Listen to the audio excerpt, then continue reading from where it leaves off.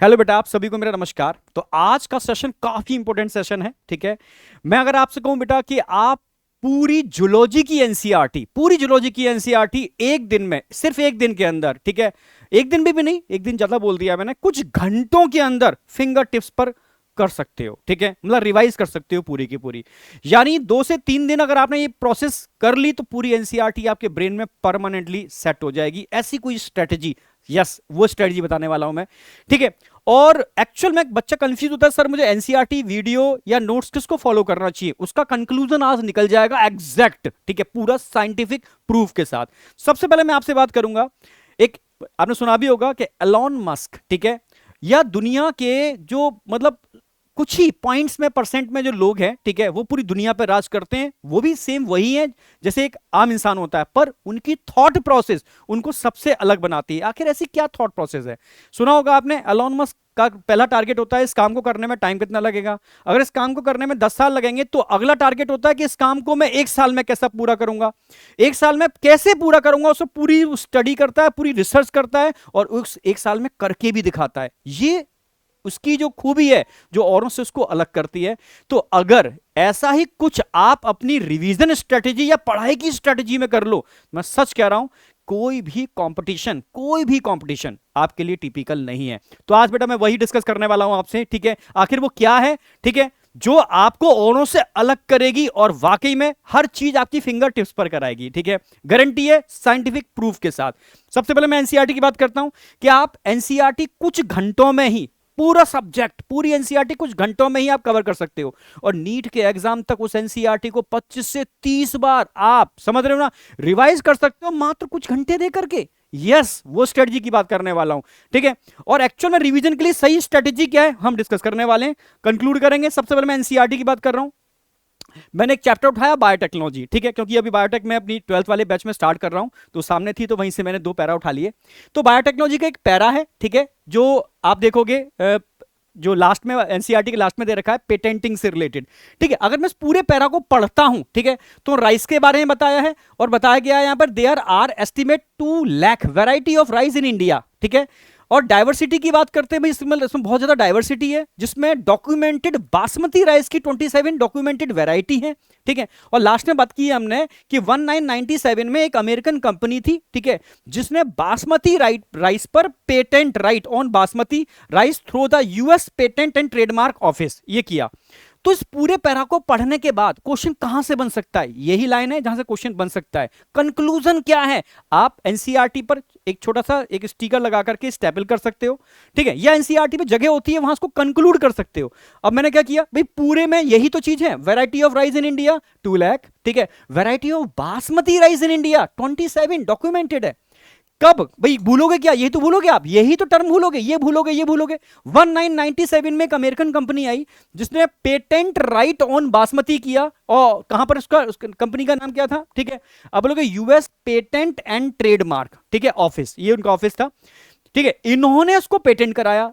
आपको बताओ इस पैरा को पढ़ने में, समझने में, याद करने में कितना टाइम लगेगा, आपको इन 3 पॉइंट्स को पढ़ने में कितना टाइम लगेगा, आपने टाइम रिड्यूस कर लिया ना, ठीक है। अब जब भी रिवीजन करोगे आप इस पैरा का रिवीजन करोगे, इन 3 लाइनों का रिवीजन करोगे, पूरे पैरा को पढ़ने की जरूरत नहीं है, क्योंकि इसको एक बार पढ़ चुके हो, दिमाग में आएगा अच्छा इसका मतलब ये है, ये कंक्लूजन है। जैसे बायोलॉजिकल प्रोडक्ट, ठीक है, ट्रांसजेनिक एनिमल की बात चल रही है, तो पूरा पैरा पढ़ने के बाद ट्रांसजेनिक एनिमल में मैं इतना समझ में आया कि आप इन ट्रांसजेनिक एनिमल को रिकॉम्बिनेंट डीएनए टेक्नोलॉजी का यूज करके, ठीक है, कैसे यूटिलाइज करते हो, किस तरीके के प्रोडक्ट बनाते हो।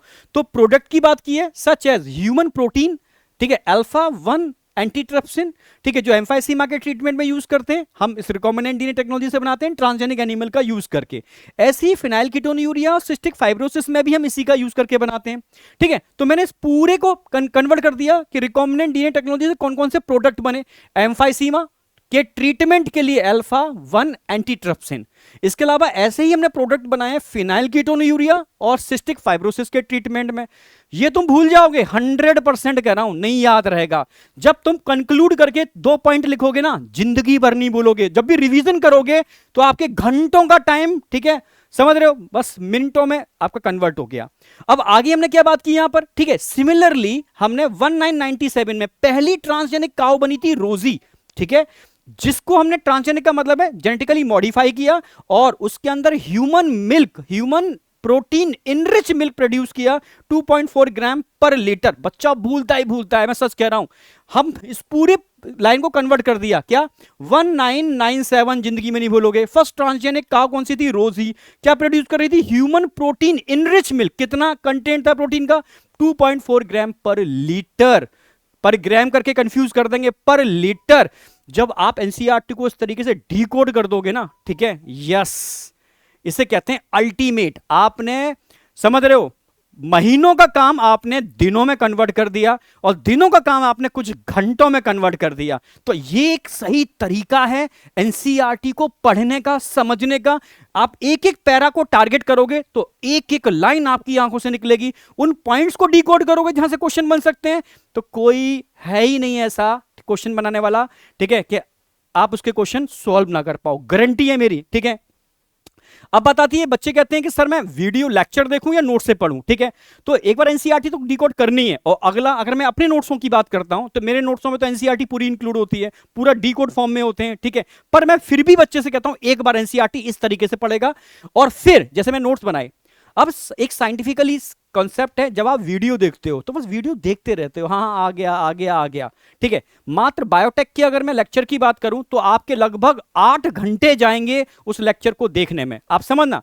अब आप सोचो मैं बार बार उस वीडियो को देख करके रिवीजन कर रहा हूं, ठीक है, ये सही स्ट्रेटेजी है, या मैंने उस पूरे चैप्टर को इन 3 पेज में ऑलरेडी पहले से नोट्स बना रखे हैं, और मैं ऐसे ही नोट्स बनवाता हूं क्लास के अंदर, पूरा point two point flow diagram के अंदर, ठीक है। क्योंकि एक बात ध्यान रखना, ठीक है, 2 तरीके होते हैं नोट्स बनाने के। जो मेरी स्ट्रेटेजी है, बिल्कुल प्रैक्टिकली स्ट्रेटेजी है, ठीक है, बिल्कुल शुरू से मैंने फॉलो की है। अगर आप किसी घर के अंदर नेगेटिव और पॉजिटिव एनर्जी को आइडेंटिफाई करना चाहते हो तो उसके लिए एक मीटर आता है, ठीक है, वो इंडिकेट करता है कि घर में नेगेटिव एनर्जी है, पॉजिटिव एनर्जी है। एग्जैक्ट, बिल्कुल साइंटिफिकली लोग प्रूव करते हैं इसको, वास्तुशास्त्र वाले, तो मैंने उनका इंस्ट्रूमेंट देखा भी है, ठीक है। आप घर के अंदर सारी चीजों को फैला दो, ठीक है, इधर उधर फेंक दो, इधर उधर करके, फिर इंस्ट्रूमेंट को लेकर के आओ, उसकी बीप चेंज हो जाएगी, ठीक है।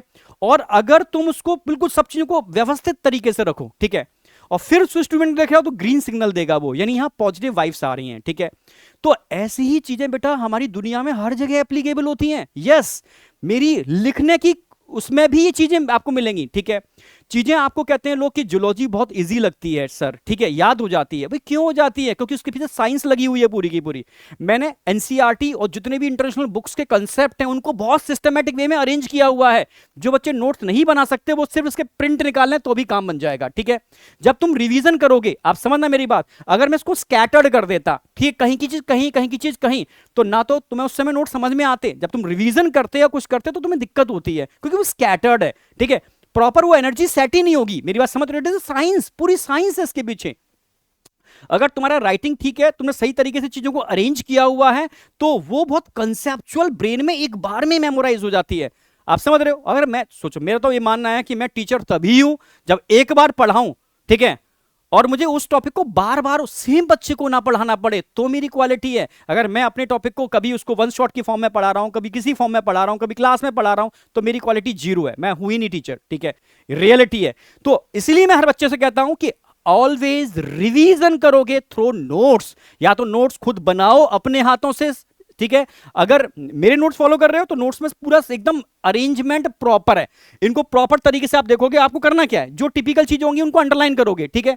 जैसे मैंने अभी आपको बताया, ठीक है, आप भूलोगे क्या यहां पर, इससे पहले आ जाओ, भूलोगे क्या आप, भाई हर्बर्ट बोयर का नाम भूलोगे, अंडरलाइन कर लिया आपने, स्टैनले कोहेन का नाम भूलोगे, अंडरलाइन कर लिया। कब इन्होंने एक्सपेरिमेंट किया था, अंडरलाइन कर लिया।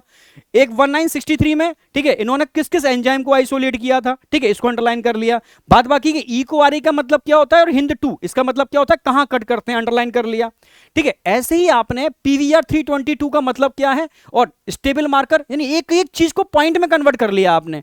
जब रिवीजन करोगे तो बताओ, पूरे चैप्टर को 3 पेज में कन्वर्ट किया है, इन पॉइंट को रिवीजन करना है आपको, कितना टाइम लगेगा आपको इन पॉइंट को रिवीजन करने में, चैप्टर खत्म, ठीक है। यहां आ गया gel electrophoresis, PCR and finally bioreactor, खत्म। सोचो, आप जिसको 6 घंटे लगा रहे हो, यहां आधा घंटा भी मैं ज्यादा बोल रहा हूं, ठीक है, तो आपने कितना टाइम सेव कर लिया। तो सारा खेल है टाइम आप कैसे सेव करते हो। इसलिए मैं प्रेफर करूंगा एनसीईआरटी को टिप्स पर करना है, जो तरीका बताया उससे। रिवीजन हमेशा नोट से करोगे, और एनसीईआरटी को मल्टीपल टाइम उन पॉइंट्स जो मैं तरीका बताया, इस ट्रिक को अप्लाई करो। चाहे आप बोर्ड का एग्जाम दे रहे हो, चाहे आप नीट की तैयारी कर रहे हो, चाहे आप, ठीक है, सिविल की तैयारी कर रहे हो आप, जेई की तैयारी कर रहे हो, कोई भी एग्जाम की तैयारी कर रहे हो, अगर आप इस स्ट्रेटेजी को फॉलो करोगे इसके मैजिकल रिजल्ट मिलेंगे। हर चीज के पीछे साइंस है इसके अंदर, एक भी चीज मतलब यूं ही रैंडमली नहीं बोलता, ठीक है, टोटल एविडेंस के साथ, साइंस के साथ। यहां मेमोरी क्रिएट होती है सिनैप्स की फॉर्म में, इसलिए मैं वीडियो को अवॉइड करता हूं कि बार बार आप वीडियो ना देखो। क्लियर है बिल्कुल। अब बात आती है कुछ बच्चे, ठीक है बेटा, अब स्ट्रेटजी कैसी लगी एक बार कमेंट में बता जरूर देना मुझे, ठीक है। हाँ, अब मैं एक बात और पूछना चाह रहा हूं आपसे, क्या आप जो बच्चे 11th कंप्लीट कर चुके हैं मेरे साथ इस स्ट्रेटजी को यूज करके क्या 11th रिवीजन करना चाहोगे? कमेंट में बोलोगे, ठीक है। और मैं ऑलरेडी उस 11th को रिवाइज भी करा रहा हूं 8 तारीख मंडे से मेरा टारगेट बेस्ड रिवीजन स्टार्ट हो रहा है, ठीक है। कंप्लीट 11th जो बच्चे 11th कर चुके हैं, ठीक है, और साथ में मंडे से हम 12th प्रॉपर वे में बैच की तरह मंजिल बैच में स्टार्ट कर रहे हैं, तो दोनों सीरीज चलेंगी साथ साथ में, ठीक है। बस 1 मंथ में पूरा 11th में टारगेट दे करके रिवीजन करा दूंगा, ठीक है। इसके अंदर मैं कंटिन्यू सारे बच्चों को अपने टेलीग्राम पे कनेक्ट करूंगा, ठीक है, और वहां से मैं आपको टारगेट दूंगा और प्रॉपर हर मंडे को आपको आके टारगेट दूंगा, ठीक है। टारगेट वीकली टारगेट होगा, ठीक है। आपका उस टारगेट का वीडियो आपको यहां मिलेगा, summary of target every Monday, इसका प्रॉपर वीडियो दूंगा मैं आधा घंटे का, ठीक है, जिसमें आपके ईयर वाइज वेटेज टॉपिक क्या होंगे, मोस्ट इंपोर्टेंट सब टॉपिक होंगे, और ऐसे कौन से टॉपिक्स हैं जो हर साल रिपीट हो रहे हैं, यानी एकदम कंसेप्ट क्लियर कर देगा ये, ठीक है। और लास्ट में आपका लाइव 45 क्वेश्चंस लेके आऊंगा, बिल्कुल नीट रेप्लिका होगा, मतलब ऐसे 45 क्वेश्चंस होंगे जो आपको लगेगा यार नीट का फील दिला रहे हैं, यानी वही सारे सब टॉपिक जहां से उठाए ना, ठीक है, इनसे उठा करके उस 45 क्वेश्चन बनाऊंगा उन सब टॉपिक के जो आपको उस वीक का टारगेट था। इसका प्लानर मैंने लगा दिया है, एक बार स्क्रीनशॉट ले लो, ठीक है। 8 दिसंबर से स्टार्ट है और 4 जनवरी को पूरा 11th स्ट्रेटजी से मैं आपका रिवाइज करा दूंगा, ठीक है। तो स्ट्रेटजी कैसी लगी एक तो ये मुझे कमेंट में चाहिए, ठीक है। इसको फॉलो कर लोगे, मैं सच कह रहा हूं आप पूरी भीड़ से अलग होगे, पहली बात। दूसरी, अगर आप वास्तव में, ठीक है, इस चैलेंज को लेते हो, सर मैं इस 1 महीने में इस 11th को भी रिवाइज कर लूंगा आपके साथ, डट के मेहनत करूंगा, तो इसको एक्सेप्ट करो चैलेंज को, ठीक है। और एक बार कमेंट करो कि हाँ सर, ठीक है, हम डेडिकेशन से फॉलो करेंगे, स्ट्रैटेजी को अप्लाई करेंगे, और इस साल क्या आप जो भी तैयारी कर रहे हो, जिस एग्जाम की तैयारी कर रहे हो उसको फोड़ेंगे, ठीक है। चाहे वो आप बोर्ड की एग्जाम की तैयारी कर रहे हो, 12th, आप नीट की तैयारी कर रहे हो, या कोई भी XYZ आप तैयारी कर रहे हो, ठीक है। इस स्ट्रेटजी को आप अपने दोस्तों तक पहुंचा सकते हो, ठीक है। इसको शेयर करके कमेंट जरूर कर देना, ठीक है। Thank you, all the best, ठीक है। मिलते हैं, ध्यान रखना मंडे से रिवीजन सीरीज भी चालू हो रही है आपकी, यस, और साथ में मंजिल बैच यूट्यूब पर बिल्कुल फ्री हम स्टार्ट कर रहे हैं, जिसमें पहला लेक्चर मेरा 10 दिसंबर को है, ह्यूमन रिप्रोडक्शन, ठीक है। बहुत अल्टीमेट वे में बेसिक से कराने वाला हूं, जुड़ जाओ, फोड़ते हैं मिलकर के, ठीक है। ऑल द बेस्ट, बाय बेटा।